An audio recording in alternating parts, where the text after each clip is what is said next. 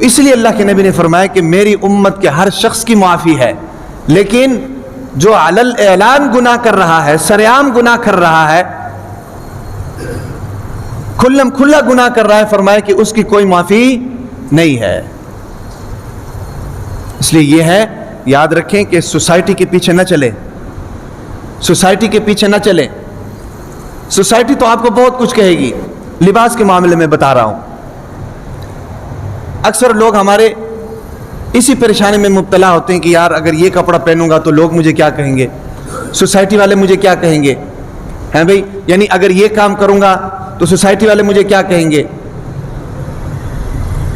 بھائی سوسائٹی والوں کو چھوڑیے، جس کام کا اللہ نے حکم دیا ہے، جس کام کا حضور اکرم صلی اللہ علیہ وسلم نے حکم دیا ہے، اس کام کو کرنا ہمارا کام ہے، ہماری ذمہ داری ہے۔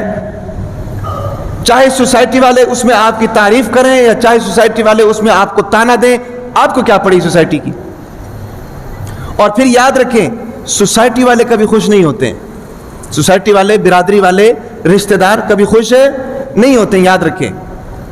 اگر آپ یہ سوچنا شروع کر دیں گے نا جی مجھے سوسائٹی والے کیا کہیں گے، برادری والے کیا کہیں گے، رشتہ دار کیا کہیں گے، تو پھر آپ ان کو منانے کی فکر میں لگ جائیں گے، لیکن وہ خوش نہیں ہوں گے۔ نقصان یہ ہوگا کہ اللہ ناراض ہو جائے گا۔ یا تو یہ ہے نا کہ وہ خوش ہو جائیں، وہ بھی خوش نہیں ہوں گے آپ سے، اور نقصان پھر یہ ہو جائے گا کہ اللہ بھی آپ سے ناراض ہو جائے گا۔ اس لیے سوسائٹی والوں کی ماننا چھوڑ دیں، جو اللہ تعالیٰ کہہ رہے ہیں وہ مانیں، جو نبی اکرم صلی اللہ علیہ وسلم نے فرما دیا وہ مانیں، اور ہمارے لیے راہ نجات بھی وہی ہے۔ سمجھ آ رہی کہ نہیں بات کی؟ بہت سے لوگ اس پریشانی میں مبتلا ہوتے ہیں کہ یار میں شلوار قمیض پہن لوں گا تو سوسائٹی والے مجھے کیا کہیں گے، ہاں بھائی میں اگر شریعت کے مطابق یہ کام کر لوں گا تو سوسائٹی والے مجھے، نکاح کے موقع پر ہی آپ دیکھ لیں، شادی کے موقع پر ہی آپ دیکھ لیں۔ حالانکہ ہماری سب کی یہ کوشش ہوتی ہے کہ ہم ہر وہ تمام کام کریں جس میں سوسائٹی والے خوش ہو جائیں، ہمارے رشتہ دار خوش ہو جائیں، لیکن شادی کے بعد پتہ ہوتا ہے کہ جی تایا اب وہ ناراض ہو گیا ہے، چاچا ناراض ہو گیا ہے، ماما ناراض ہو گیا ہے، پھوپھی ناراض ہو گئی ہے، خالہ ناراض ہو گئی، مانتے پھر بھی نہیں ہیں، خوش پھر بھی نہیں ہوتے، محلے دار ناراض ہو گئے ہیں۔ سمجھ آ رہی کہ نہیں؟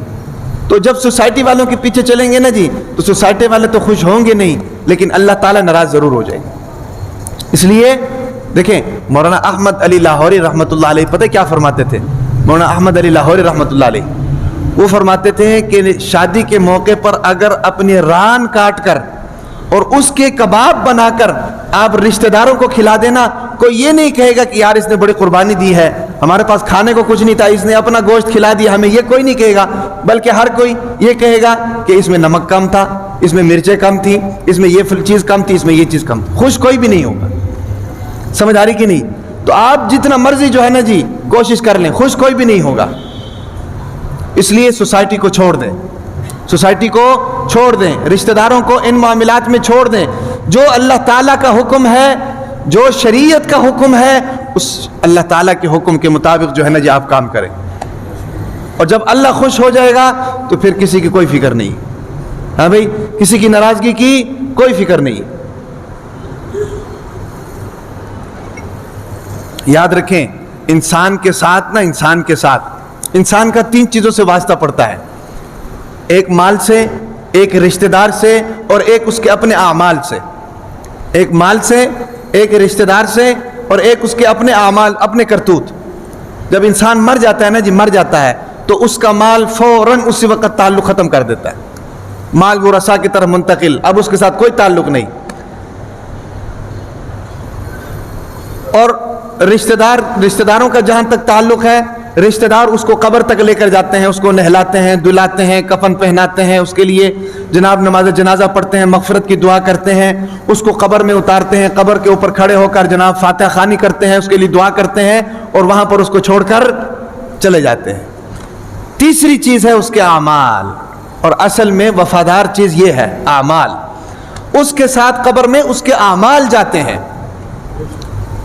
تو جو بندہ ساری زندگی سوسائٹی کے پر چلتا رہا ہو، ہیں بھئی سوسائٹی کیا کہے گی، رشتہ دار کیا کہیں گے، ہیں بھئی برادری کیا کہے گی، اور ان کی مان کر اللہ کو ناراض کرتا رہا ہو، اب بتاؤ کہ جب وہ قبر میں جائے گا تو اس کے ساتھ اس کی سوسائٹی والے گئے ہیں یا قبر میں وہ خود اور نام اعمال کے ساتھ گیا اپنے؟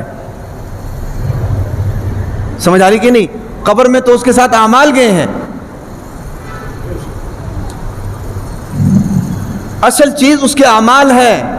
ہم نے اصل چیز دنیا سمجھی ہوئی. دنیا ساری زندگی لگ جاتی ہے اسی فکر میں یار کسی طریقے سے سیٹ ہو جائیں, کسی طریقے سے بچے سیٹ ہو جائیں.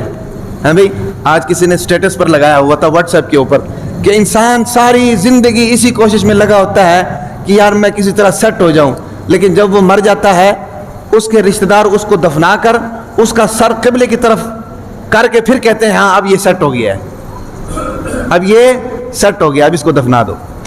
تو آپ نے سیٹ قبر میں جا کر ہونا ہے. سمجھ آئی نہیں؟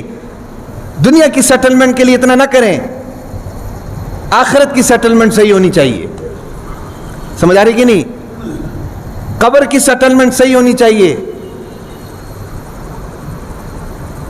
جو آدمی دنیا کے اندر مالدار ہے, ارب و خرب و پتی ہے, اس نے بھی اسی مٹی میں جانا ہے.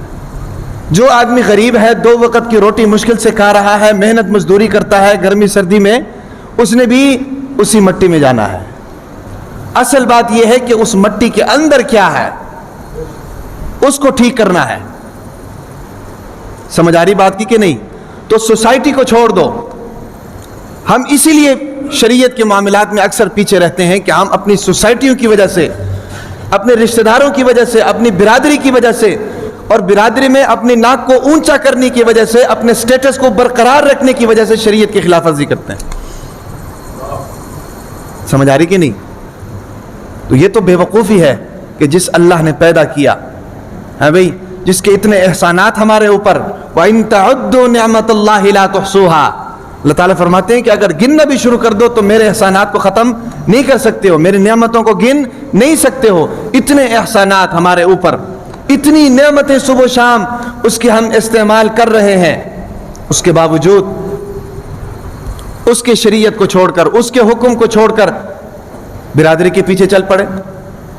برادری میں بنا کر تو رکھنی چاہیے, میں یہ نہیں کہہ رہا بگاڑنی چاہیے, لیکن جہاں پر شریعت کے حکم کے ساتھ برادری کا ٹکراؤ آ جائے, سمجھ آ رہی کہ نہیں؟ جہاں پر شریعت کے حکم کے ساتھ برادری کا ٹکراؤ آ جائے تو اس وقت شریعت کے حکم کو لینا ہے, برادری کو نہیں. اس وقت اللہ کو خوش کرنا ہے, برادری کو نہیں. اگر برادری کو خوش کرنے لگ جائیں گے تو برادری تو خوش ہوگی بھی نہیں, لیکن اللہ ناراض ہو جائے گا. لیکن ہم اگر اللہ کو خوش کریں گے تو برادری اگر ناراض بھی ہوتی ہے تو اللہ تعالیٰ تو خوش ہے. بھائی, جس کے ساتھ اللہ راضی ہے اس کو برادری کی کیا فکر ہے؟ لیکن اگر برادری کو خوش کرنے کے لیے آپ لگے رہیں گے, یاد رکھیں کہ برادری جو ہے آپ سے خوش نہیں ہوگی, الٹا آپ کو جہنم کے کنارے پہ لے جائے گی, الٹا آپ کو جہنم کے کنارے پہ لے جائے گی غیر شرعی مطالبات کی وجہ سے. قرآن مجید کے اندر ایک واقعہ لکھا ہوا ہے ایک آدمی کا. وہ آدمی جو ہے جنت میں ہوگا اور اس کا جو ساتھی ہوگا وہ جہنم میں ہوگا. اس کا جو ساتھی ہوگا وہ جہنم میں ہوگا. اس کا واقعہ اللہ تعالیٰ نے قرآن مجید میں لکھا ہوا ہے. اور پھر اس کا اللہ تعالیٰ نے قرآن مجید میں فرمایا کہ وہ خواہش کرے گا کہ میں اپنے ساتھی کو دیکھ لوں جہنم میں, تو اس کو اجازت ملے گی. تو وہ جہنم کے کنارے پہ آ کر نیچے دیکھے گا تو جہنم کے بیچوں بیچ اس کا وہ جو ساتھی ہوگا وہ جل رہا ہوگا. اس کا جو ساتھی ہوگا وہ جل رہا ہوگا. تو وہ اوپر سے اس کو کہے گا, اوپر سے کیا کہے گا؟ فَاطَّلَعَ فَرَآهُ فِي سَوَاءِ الْجَحِيمِ, فَاطَّلَعَ فَرَآهُ فِي سَوَاءِ الْجَحِيمِ. قرآن مجید نے فرمایا کہ جب وہ دیکھے گا اپنے ساتھی کو جہنم کے بیچوں بیچ, وہ کہے گا قَالَ تَاللَّهِ إِن كِدتَّ لَتُرْدِينِ, اللہ کی قسم اگر میں تیری بات مان لیتا تو میں بھی اسی طرح ہوتا, اگر میں تیری بات مان لیتا تو میں بھی اسی طرح ہوتا. وَلَوْلَا نِعْمَةُ رَبِّي لَكُنْتُ مِنَ الْمُحْضَرِينَ, اور اگر میرے اللہ نے مجھ پر احسان نہ کیا ہوتا تو آج میں بھی تیری جگہ پر ہوتا. میرے اللہ نے مجھ پر احسان کیا ہے, مجھے ہدایت پر رکھا ہے, مجھے گمراہ ہونے سے بچایا ہے, تیری باتوں کو ماننے سے مجھے بچایا ہے, اور اس کا مجھے فائدہ یہ ہوا کہ اللہ تعالیٰ نے مجھے جنت جیسے نعمت دی ہے. تو جو سوسائٹی آپ کو غلط رستے پر لے کر جا رہی ہے, جو برادری آپ کو شریعت سے ٹکرانے کا حکم دے رہی ہے, ہیں بھئی, جو فیملی, جو رشتہ داری آپ کو اللہ تعالیٰ سے ناراض کرنے جا رہی ہے، اس رشتہ داری کو ٹھوکر ماریں، اس برادری کو ٹھوکر ماریں، اس سوسائٹی کو ٹھوکر ماریں، لیکن اللہ کو ناراض نہ کریں. سمجھ آ رہی کہ نہیں؟ اللہ کو ناراض نہ کریں.